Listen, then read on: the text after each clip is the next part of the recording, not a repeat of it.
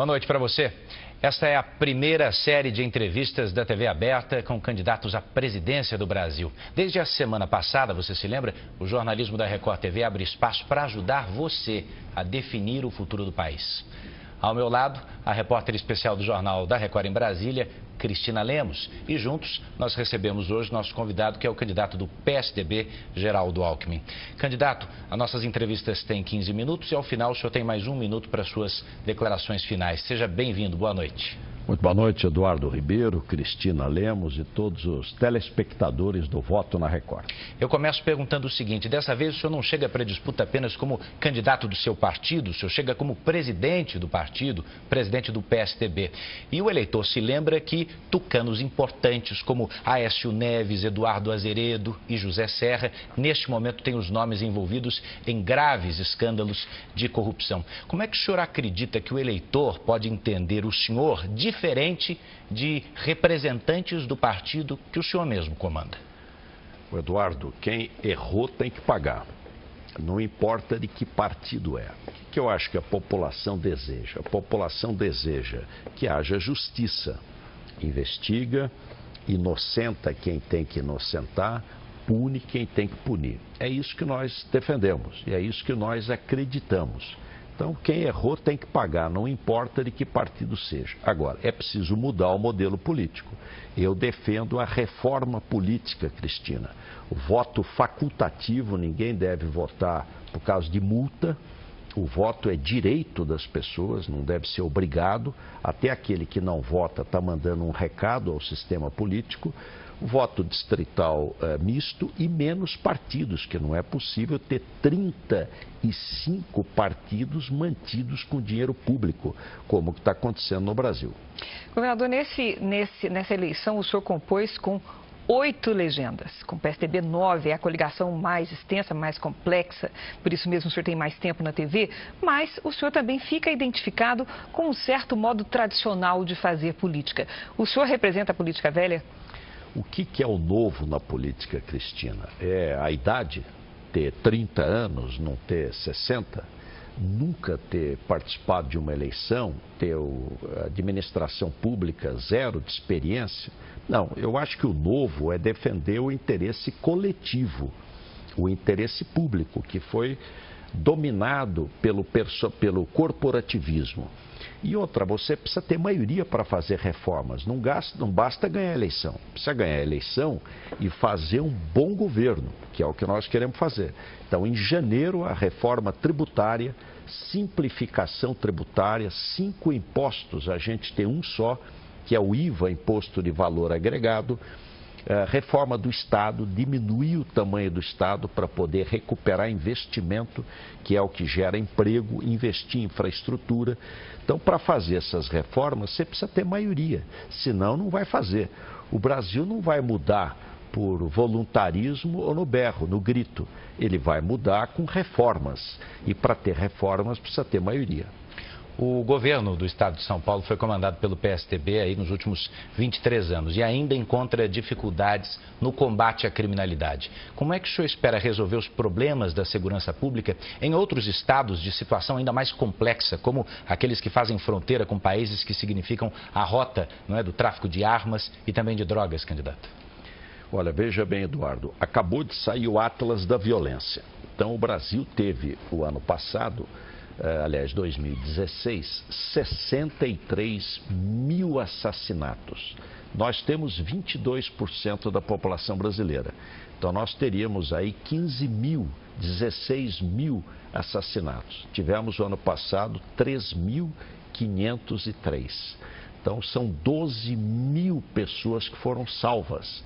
Nós tínhamos 13 mil assassinatos, reduzimos para 11.975, o ano passado 3.503. Eu vou fazer para o Brasil inteiro, nós vamos salvar, se a gente salvasse uma vida, já teria valido a pena. Nós vamos salvar milhares de vidas.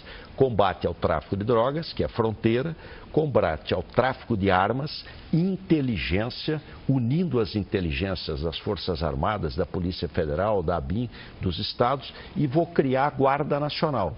Porque hoje a Força Nacional se empresta o policial de um estado para ir para o outro. não adianta, o policial vai para um estado que ele não conhece. Nós vamos ter uma Guarda Nacional Federal para apoiar os estados, os municípios onde a situação está mais grave. E com meta, naquele estado, reduzir tanto. Naquele município, reduzir tanto. Você ter metas e, inclusive, estabelecer um recurso para a gente apoiar estados e municípios. Candidato, ainda sobre a questão violência, a Secretaria de Segurança Pública daqui de São Paulo, durante o ano de 2017, durante a sua gestão, registrou um caso de feminicídio a cada 4 dias. O Brasil chega a ser o 5º país nesse tipo de crime, que é de ódio contra a mulher. Eu pergunto, por que o Brasil tem esse indicador? O senhor entende que se trata de um país machista? Como é que o senhor vai lidar com essa questão?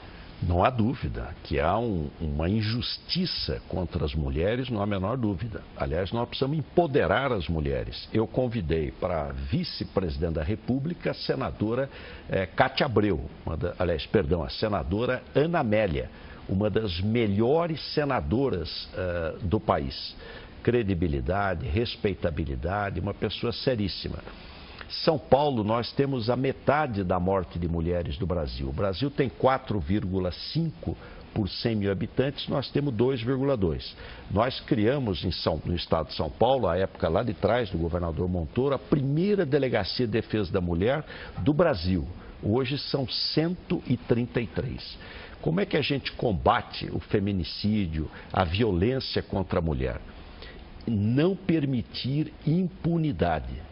O que estimula o crime? É achar que não vai dar em nada, que a pessoa não vai ter punição. Então, investigação, prisão dos criminosos, equipes bem treinadas de investigação, aumentar as delegacias de defesa da mulher, apoio às mulheres, a mamãe poder ter creche para o seu filho, o filho poder ficar na pré-escola.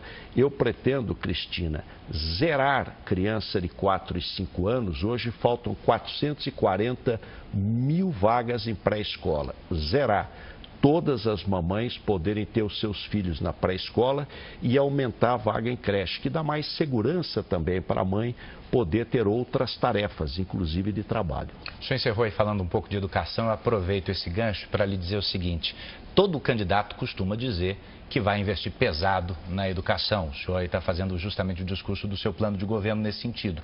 Mas muitos se esquecem de falar de algo que é crucial, que é a valorização do professor. Salários absolutamente indignos. Neste momento, mais da metade dos professores brasileiros, candidato, não recomenda a própria carreira, inclusive aqui em São Paulo. Como valorizar o professor, dando condições de trabalho e melhorando o salário dele na situação fiscal que vive o país? Olha, Eduardo, este ano nós demos 3,5% de reajuste para todo o funcionalismo, inclusive para os aposentados. E para os professores, 7%. Foi o dobro de todas as outras carreiras. Pagamos ao longo do meu período 4,2 bilhões de bônus. Então, melhorou o índice do SARESP, que é a avaliação escolar, a assiduidade e diminui a evasão escolar. Você ganha um bônus para os professores. Aumentamos 50% o auxílio alimentação. Professor em escola de tempo integral, 75% a mais. O governo federal, os professores da educação básica são das prefeituras e dos estados. Mas o ano que vem nós vamos discutir o Fundeb. Então, na discussão do Fundeb, eu entendo que a gente deve aumentar o percentual do Fundeb para salário de professor, valorizando os professores. Falando das dificuldades do Brasil, um dos problemas mais graves é a falta de moradia, falta de casa para as pessoas morarem. O senhor vai manter o Minha Casa Minha Vida? O senhor acha que não é por aí? Tem outra proposta? Como é que o senhor vai lidar com o déficit habitacional? Nós vamos manter, Cristina, e vamos ampliá-lo. Por quê? Porque você atinge 2 objetivos. O primeiro, moradia para quem não tem. E segundo, emprego e renda. Eu pretendo dar toda a prioridade à questão do emprego. Como é que você rapidamente cria emprego? É construção civil. Infraestrutura, estradas, ferrovia, aeroportos, saneamento básico, água, esgoto e moradia. Construção civil é emprego na veia. Então, em janeiro, o Brasil tem pressa. A gente já acelerar toda a parte de construção civil, fazendo do Brasil um grande canteiro de obras. E aí você atinge os 2 objetivos, moradia para quem ganha um salário, para quem ganha 2 salários, chamada habitação de interesse social.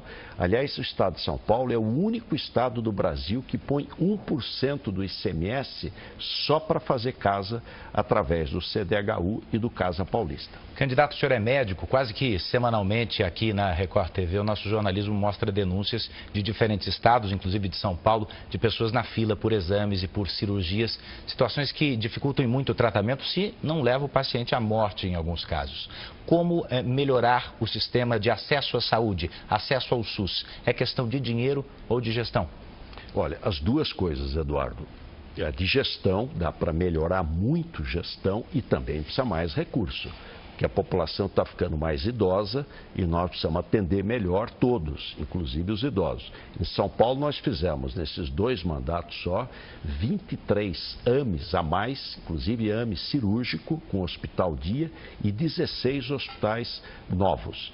O que eu vou fazer, e conversando aqui com o nosso telespectador, rapidamente. O Brasil tem 20 mil leitos fechados, que estão aí prontinhos, mas estão fechados porque não tem custeio. Leito de Santa Casa, Hospital Beneficente, Hospital Estadual, Municipal. Então, minha primeira medida é reabrir esses 20 mil leitos, que já existem. Não precisa fazer um prédio novo, vai levar 5 anos. Não, é reabrir o que está fechado. 20 mil leitos a gente pode ter rapidamente, utilizando os chamados leitos ociosos. Governador, conversar um pouquinho sobre ética.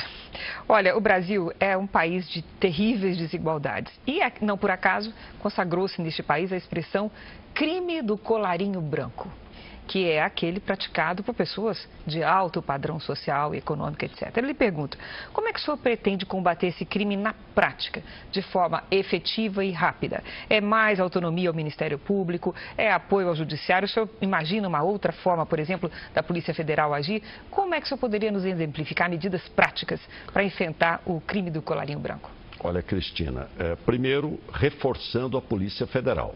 Eu até estive na associação dos delegados da Polícia Federal, e não só delegados, mas toda a Polícia Federal reforçá-la.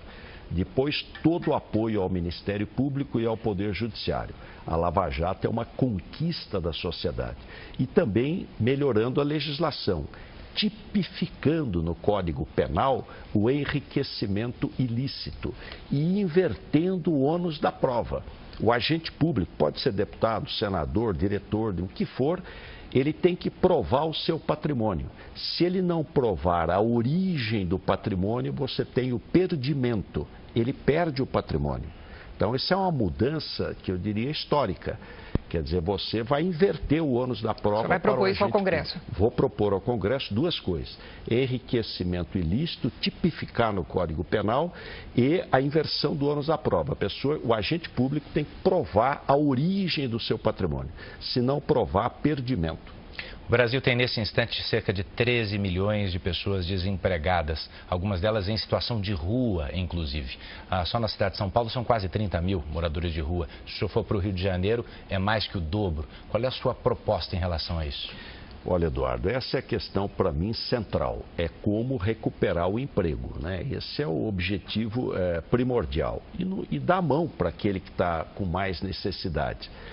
Nós vamos ter o CAD único para a questão da Bolsa Família, então ampliar o programa de Bolsa Família para aquele que está em situação de grande pobreza, aumentar a oferta de emprego, né? Esse é o objetivo nosso, é rapidamente retomar a atividade econômica. Acho que se eu ganhar a eleição, vai ter muito investimento no Brasil e a economia vai crescer forte, porque nós precisamos de confiança para poder trazer investimento para o Brasil.